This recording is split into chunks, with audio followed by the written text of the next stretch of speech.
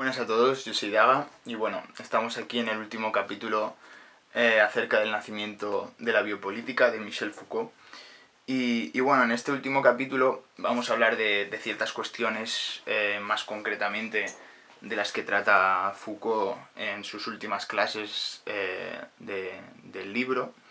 Y bueno, básicamente él llamará lo que es neoliberalismo americano, pero como os expliqué ya en el anterior episodio, esta etiqueta es algo general, o sea, algo general no, es bastante general, ¿no? En cierto modo porque en ciertos momentos nos está hablando de autores de la escuela de Chicago, en la escuela de Chicago otras veces nos habla de autores de la escuela austriaca que estuvieron también viviendo en Estados Unidos, pero que sin embargo son austriacos, ¿no? Entonces yo creo que vuelvo a hacer este paréntesis, ¿no? Porque hay algunas cuestiones que se están teniendo en cuenta o que Foucault analiza de una forma general, pero que tiene sus diferentes particularidades, ¿no? Dependiendo del autor que esté tratando, ¿no?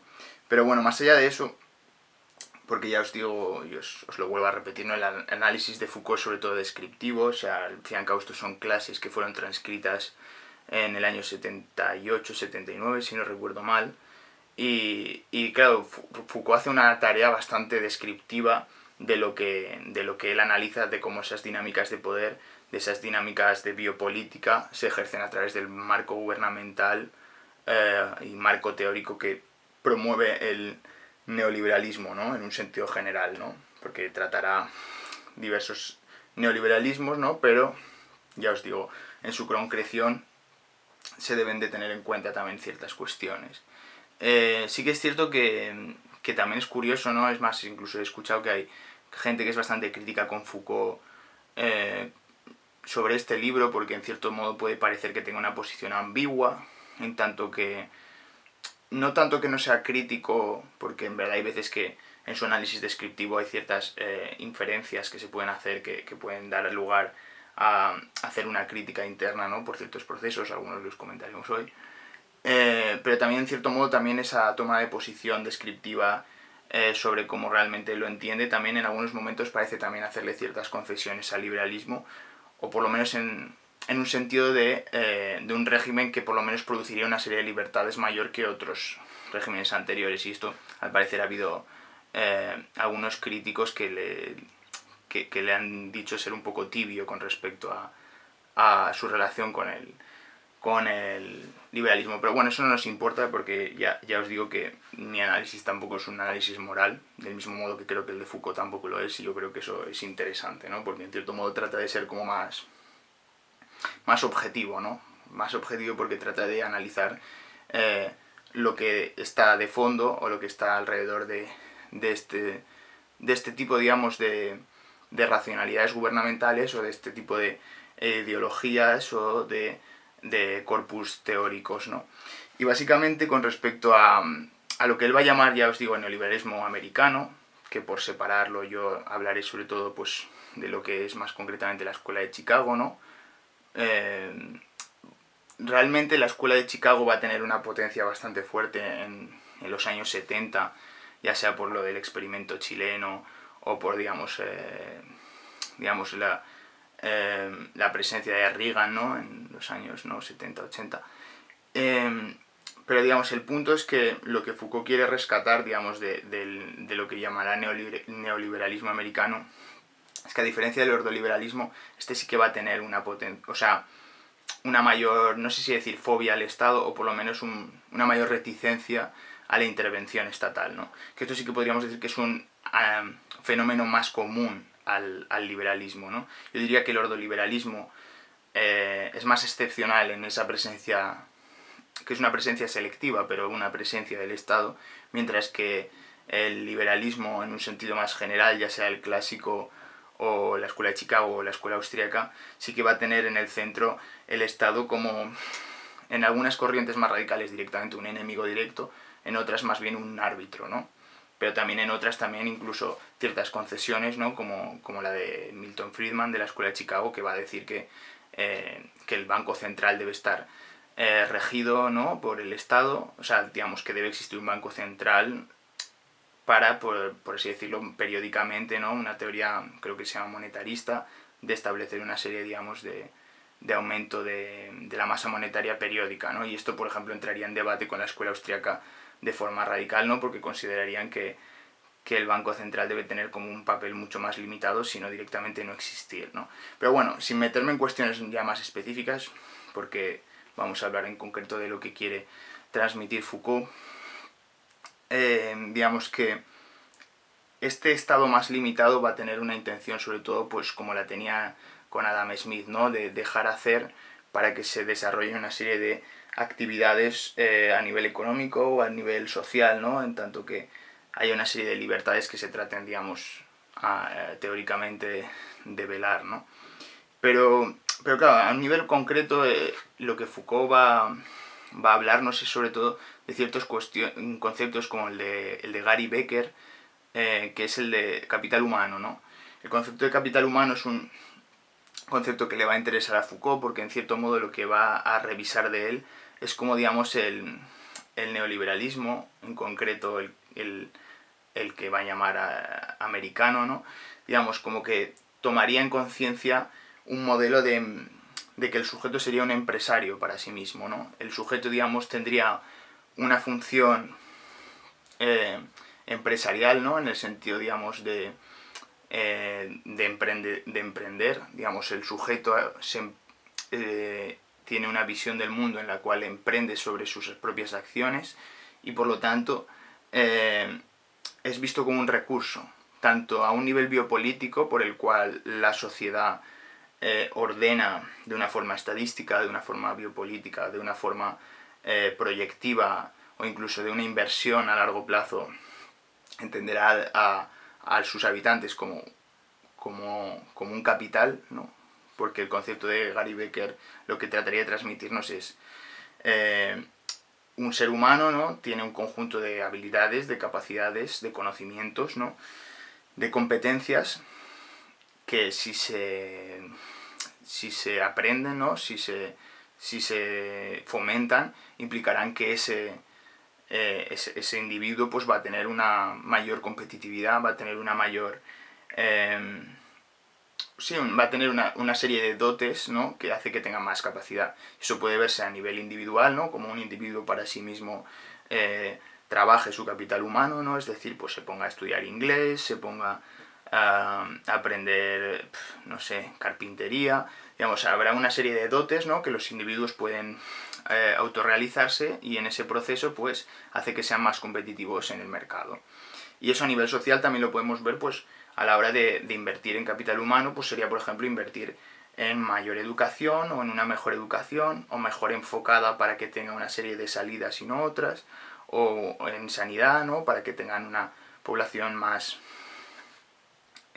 fuerte o más bien más sana y por lo tanto eso tenga unos efectos más positivos y por lo tanto tenga un mayor rendimiento. Entonces, digamos, todo este tipo de cálculos que estarían enfocados como el ser humano como una fuente de capital, pero no un capital en el sentido como entendemos como un dinero invertido sobre sí mismo para generar unas rentas, sino un capital entendido como una cantidad de tiempo o de recursos destinados a que un sujeto o un conjunto de sujetos tengan unas dotes mayores que les hagan tener una capacidad que lo destaque a la hora de crear una serie, digamos, de tener unas posiciones en la sociedad más fuertes o que puedan ser más innovadoras a la hora de crear una serie de procesos nuevos, ¿no? De invenciones nuevas, o de emprender, o de ocupar altos cargos, o de generar nuevas ideas, ¿no? En un ámbito universitario, etcétera, ¿no? La cuestión es, digamos, ese enfoque en el cual el ser humano es visto, ¿no? Como un recurso, ¿no? A la hora de poder tratarse a sí mismo, o más bien coordinar una serie de herramientas o dinámicas biopolíticas. Recordemos que bio en griego quiere decir vida, ¿no? Biopolítica quiere decir, ¿no? La política sobre la vida, la política de la vida, ¿no? En el sentido de que dirigirían las formas de funcionamiento de una sociedad en base a lo mejor a una serie de incentivos que proyectarían una serie de cuestiones o de motivaciones que se considerarían de alto valor de cara a promoverlas y por lo tanto que el tipo de gobierno que se esté dando, esa razón gubernamental, fomentaría en tanto que las considera de forma positiva, ¿no? Claro, esto es muy interesante, ¿no? Yo creo que es un buen ejemplo de lo que os decía antes, de que Foucault es neutro, pero a la vez Foucault es descriptivo, pero también puede ser visto desde una forma crítica. Porque claro, esto es algo que implicaría las formas de poder, las formas biopolíticas, el tipo de régimen, los mecanismos que están intrincados en nuestras sociedades actuales, ¿no? Ya, porque ya os digo, neoliberales, aunque también se podría ver en una racionalidad socialdemócrata, también puede tener un punto de vista sobre el capital humano, ¿no? Pero es más no el hecho de cómo a lo mejor la gobernanza se aplica sobre el conjunto de la población en base a ciertos mecanismos que se consideran mejores, ¿no? Y claro, este punto de vista también cuando es aplicado sobre los individuos, sobre sí mismos, pues encontramos que es lo que Foucault llama como, bueno, el famoso Homo economicus o el sujeto que es empresario de sí mismo, ¿no? Y claro, esto es interesante, ¿no? Porque el sujeto, digamos, para este marco teórico del neoliberalismo americano que dice Foucault, pues estaría enfocado en un sujeto que emprendería sus proyectos vitales evaluando, digamos, sus límites temporales, sus capacidades, sus posibilidades, sus estrategias, ¿no?, de inversión, porque en cierto modo elegir una decisión y no otra también implica una economía. Esto, por ejemplo, lo vemos en la acción humana de Mises, lo vemos muy bien. Es más, Foucault en un cierto determinado momento también menciona esta obra. En el canal yo la he tratado, es una obra muy muy interesante. Es más, a mí este enfoque, digamos, de Mises me parece muy muy interesante a la hora de poder reflexionar sobre nuestras actuaciones diarias, ¿no? Pero sí que es verdad que tiene un punto también que llama la atención, ¿no? Que es el punto que quieres reseñar Foucault, que es el hecho de que hay una lógica, ¿no? Una dinámica en el sujeto que implica una serie, digamos, de sujeto que se ve a sí mismo como un proyecto, se ve como un proyecto empresarial, ¿no?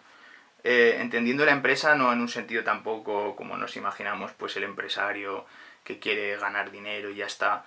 Tampoco necesariamente lo vería así, sino es más bien una visión de empresa en el sentido de un proyecto que tiene que invertir, que sabe que tiene unos recursos escasos. Esos recursos pueden ser pues sus capacidades con las que parte, su circunstancia con la que parte, el tiempo que tienes, si tienes una edad u otra, si tienes una condición de X tipo u otro, ¿no? Digamos, todo ese tipo, digamos, de decisiones que en última instancia son económicas porque hay unos recursos que son escasos y que tú tienes que decidir sobre cuáles van a ser mejores, proyectando aquello que consideras que va a tener un mayor retorno, ¿no?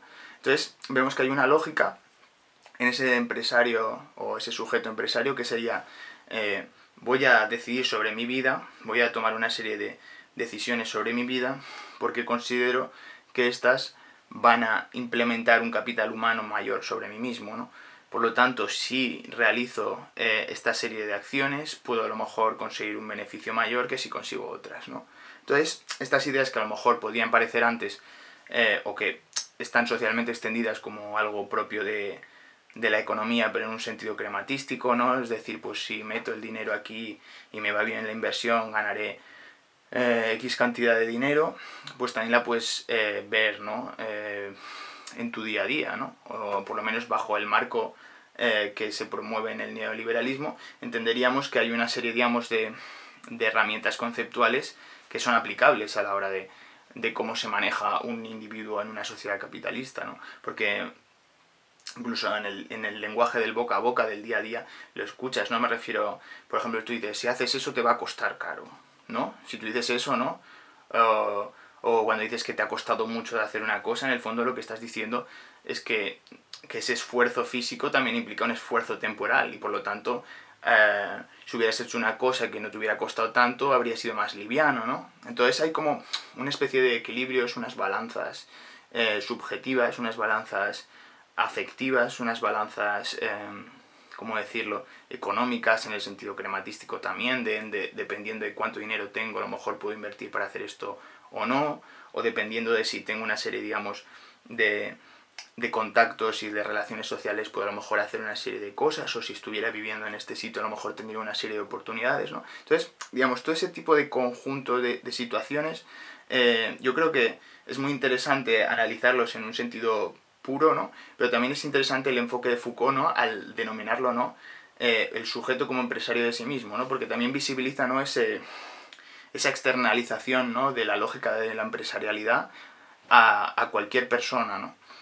Y a mí me hace pensar, porque cuando pienso sobre uno mismo, o veo alrededor, más allá, digamos, de la ideología de cada uno, o incluso del gusto o el disgusto que le pueda dar, digamos, lo que está relacionado con lo que se entiende generalmente por empresa, la realidad es que la gente vive de esa forma. Y la realidad es que yo creo que de una forma inconsciente, ¿no?, muchas veces sí que hay un cálculo de probabilidades, un cálculo de beneficios y de costes a la hora de tomar una serie de decisiones. Entonces, el marco en el que Foucault trata de entablar la relación de la lógica, digamos, neoliberal, es muy interesante, ¿no?, porque en el fondo tiene una parte de verdad muy fuerte, ¿no? El hecho de que en el fondo las personas muchas veces tienden a regirse por ese tipo de cálculos, ¿no?